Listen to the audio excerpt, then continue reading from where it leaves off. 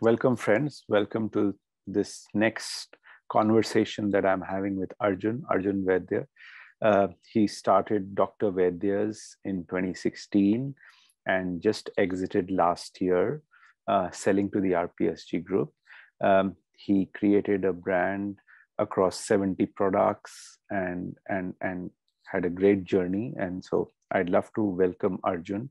He actually gave up his great, cushy job at LVMH to come and do this. So welcome, Arjun. Pleasure to have you on this chat. I like the topic of the conversation because what I usually see is people focusing on funding, exits, capital raise, and only celebrating success. But I think the journey is as important as the outcome. And this whole thought process I have come up with because a lot of people from the outside see your success after the success has happened and believe, oh wow, he got lucky or whatever, right? They don't understand that there are so many parts of the journey, and that's why I say roller coaster, because you see the ups and downs. And just before we started recording this, you told me that giving up a cushy job at a multinational and coming and then deciding to start a brand. And you said you started this brand as a legacy to your grandfather. Give us some thoughts around that. And then how difficult was it for you? And then what was the inflection point, right? So look, as I said, right, my last name Vaidya means Ayurvedic doctor. We have 150 years of Ayurveda legacy in the family. But a lot of people don't know the legacy of our business was not a business, right? So my dada and great-grandfather ran a very successful Ayurvedic clinic. And we had a large IP of formulations passed down from generation to generation. But they were doctors. They were people of service. They offered a free consultation to their patients, but never wanted to build a business out of it. My dad tried. They had the formulations. They used to give the formulations to any patient who used to come. The clinic, you did a consult with the doctor and you were prescribed medicine, which was dispensed at the clinic. My dad saw the potential, right? Because my dada used to see 300, 350 patients a day, had 12,000 patients on a monthly basis writing to him via post. So my dad said, look, there's something here, right? So he tried to build a brand together with my granddad, but doctors and businessmen don't see eye to eye, right? So eventually my dad went his own way and started a pretty successful business in the jewelry and watch space, which he's been running now for 25 years. So that's really? So your dad decided not to be a doctor, and very interesting. That's our family business. But look, I grew up with asthma, right? So I was diagnosed with juvenile bronchitis at age 2. I grew up with pumps, nebulizers, inhalers, steroids. I had not had Coca-Cola, Limca, Fanta, Sprite till I was like 13 years old. Not being able to play cricket, right? So at age 5, I went to the cricket field like most kids. And by age 7, my dada pulled me off the field and took me to play golf, and that's what he played, right? So I was a 7-year-old kid trying to hit a golf ball. I mean, you know how difficult that is, right? And when I was 15 and a half, after 13, 14 years of treatment, my dada cured me of asthma. I started playing cricket again, and I became the captain of my school cricket team. I went to a school where, I mean, there was not that much emphasis on sport, and there wasn't really that many people who wanted to play cricket. There were like 20 people who wanted to play, 10 people who came to practice, 3 who came to every practice. I was one of those who went to every practice, so I was made captain. But for me, that meant a lot, right? That Ayurveda helped me overcome asthma, and asthma prevented me from playing cricket. Now I can play cricket, right? And so I think that meant a lot to me. And that's when Ayurveda started meaning more than just a family legacy. It meant something that had changed my life, right? So I, at that time, spent a lot of time with my granddad, transcribed the family formulations from the scriptures to the computer, and made him a promise at that time that I'll do something with this at some point in my life.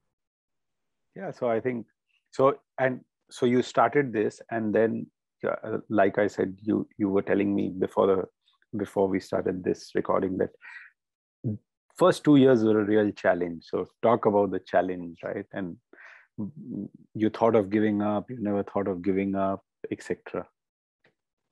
So look, I think I'll tell you why I started first, right? Like I'm super patriotic. I wear this band with the Indian flag on my hand at all times, right? I went to the US, I saw yoga being repackaged, and I thought to myself, like, if yoga can become so big, then why can't we do the same with Ayurveda? I came back and started, I came back, I worked in private equity. My dada passed, and I said, I have to do something with this, right? So I quit my job and I started this brand. And the idea was to make Ayurveda appealing accessible to modern consumers. So we launched 2 products when we started. October 2016 was our official launch at Taj Lands End Hotel, big blockbuster launch, etc. And we had these 2 products. I was 24 and a half years old at the time. So we had a product called Livida, which is an Ayurvedic hangover shake, and a product called Herbofit, which is a Chyawanprash capsule, goodness of Chyawanprash capsule. So we launched.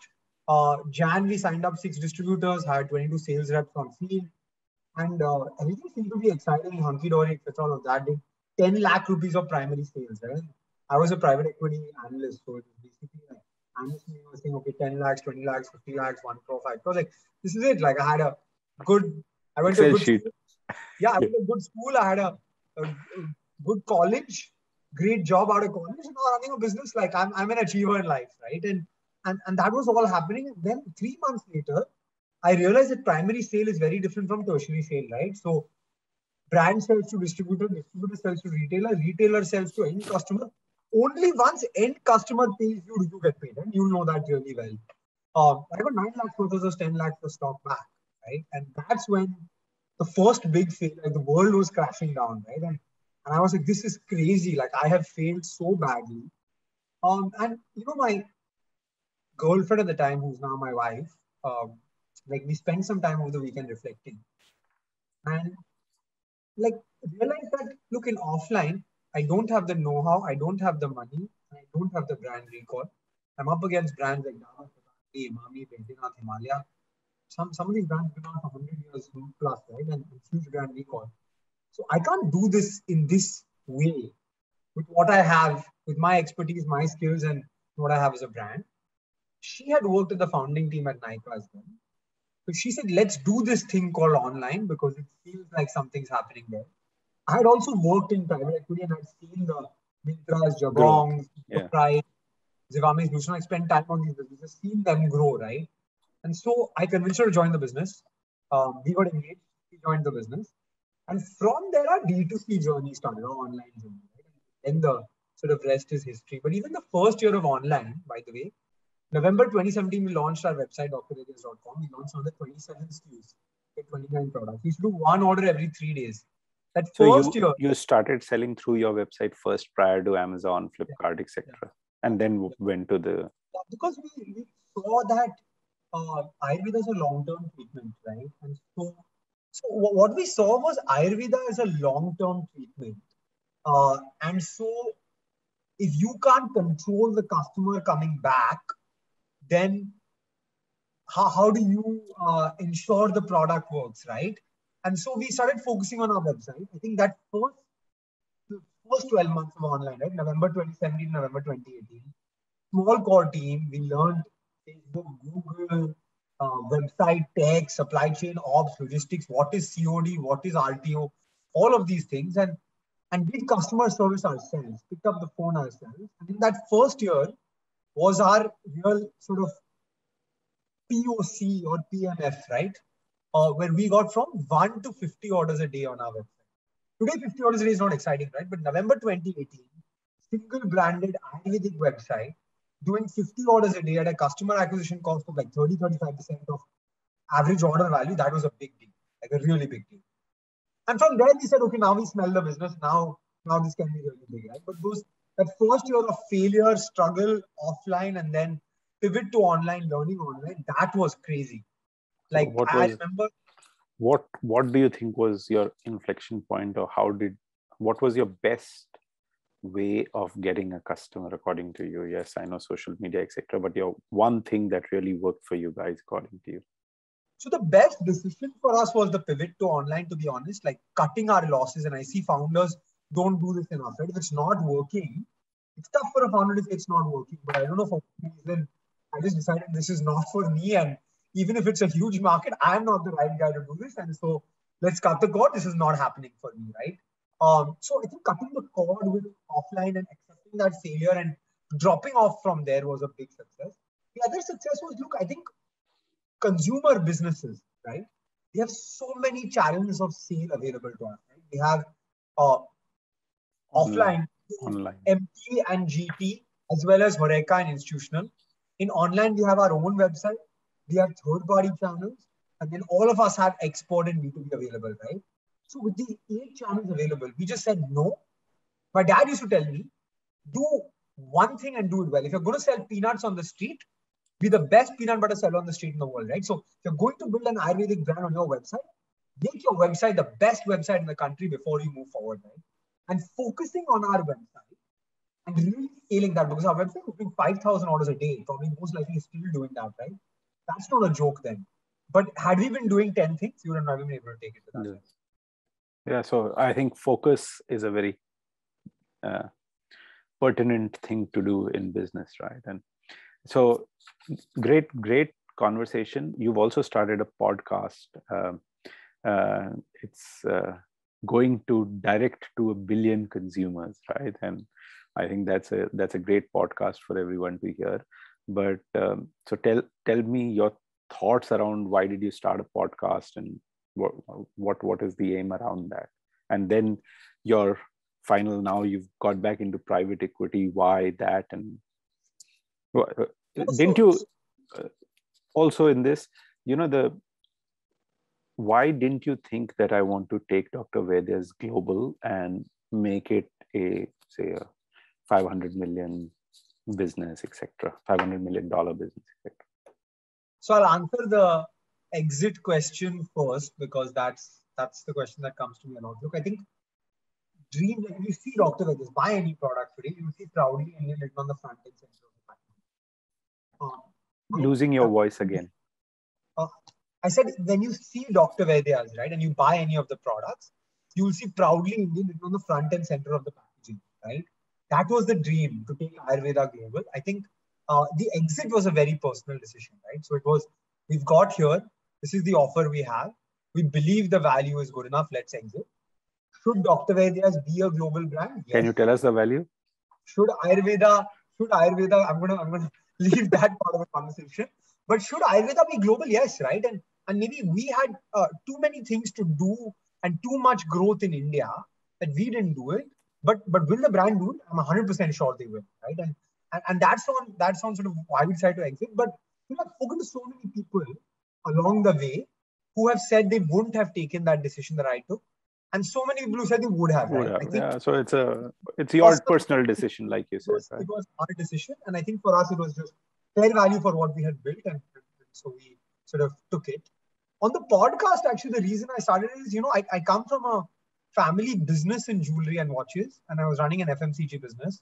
I pretty much had no one to ask questions to, and was very difficult to navigate that first year of failure offline. How, why, is it normal, is it okay, etc.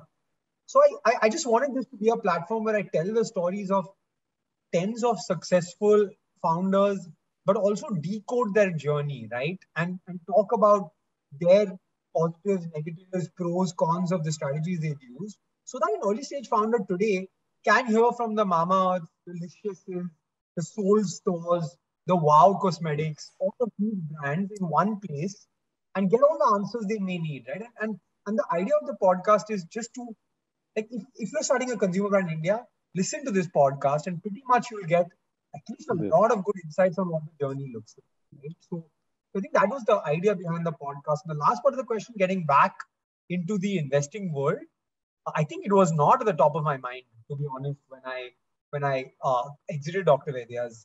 We started actually, Trisha and I, giving back to the ecosystem. So we wrote a course on D2C. We were teaching it to founders.